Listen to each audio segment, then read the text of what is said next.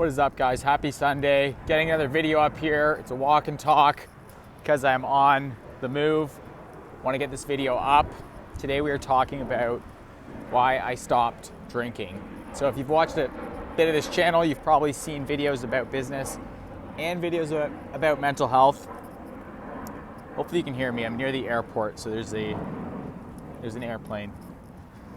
But you've seen a mix of the videos, and it's because it's two things that I am very passionate about. I think they're very connected, and I kind of talk about the two sides of that coin.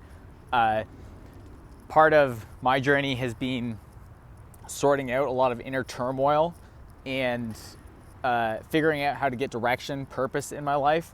And the vehicles for that have been both internal, addressing internal issues through a vast array of diet, lifestyle interventions, therapy, and things like that. And then also external interventions, which have been very project-based, having projects to work on, realizing that part of achieving good mental health is being fulfilled. It's so obvious, but we don't talk about it very much in conventional treatment for things like anxiety and depression.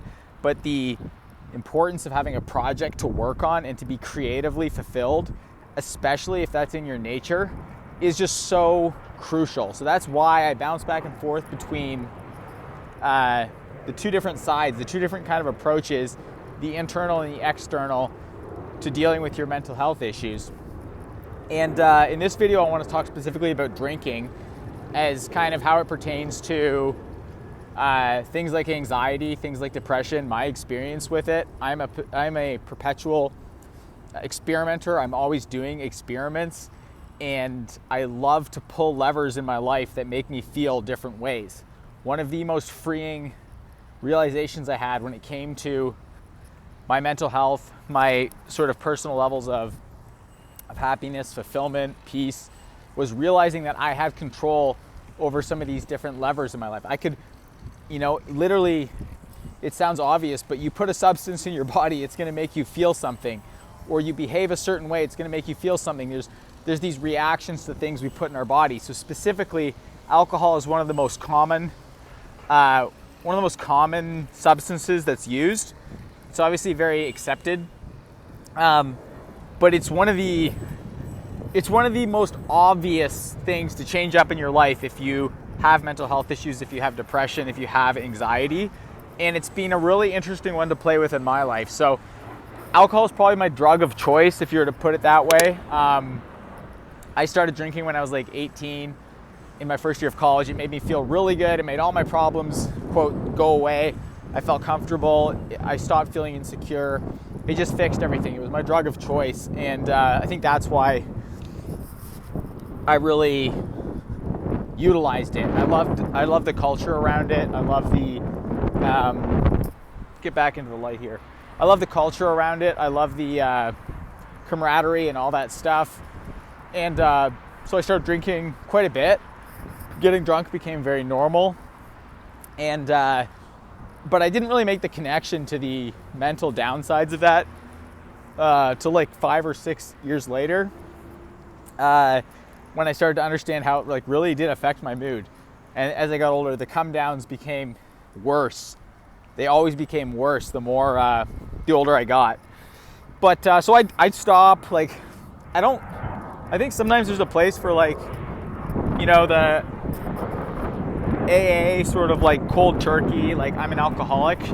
Some people that obviously helps, but I prefer a more experimental approach to alcohol, which is going off of it. You don't need to go full cold turkey. You just need to do a period and be okay, I'm not going to drink for a while and see how that makes you feel. So that's what I did. I experimented from time to time, and what I have found is that every time I return to drinking, there's less of a reward, and it's mostly my mental connection where I think I'm going to feel good, I think I'm going to have more fun, and and I think my life's gonna be better if I am drinking. And it's just not true. It's really weird. It's a really weird phenomenon. So typically what happens, I'll stop for a few months. I'll decide to have a few drinks here and there. It seems fine. And maybe there'll be a night where I have like too many, like 4 or 5. It doesn't take too much to kind of make me feel shitty now. And then the next day I'm like, damn, I feel off. My anxiety's ramping up. I'll typically wake up during the night if I drink, even a couple drinks, and I'll have intense anxiety. Like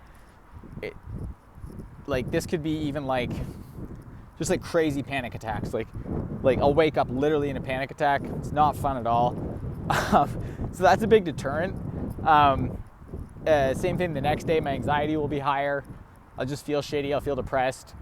And it's like, I've heard this before. You've maybe heard this, that drinking can be like stealing tomorrow's happiness. I think that's a great descriptor. It doesn't have to be that way, but that's like definitely the best descriptor of if you drink too much and you try to maximize your pleasure through through an evening with drinking, and then the next day it's like you sucked literally your emotions, you sucked your positive emotions out, you used up all your serotonin or whatever it is.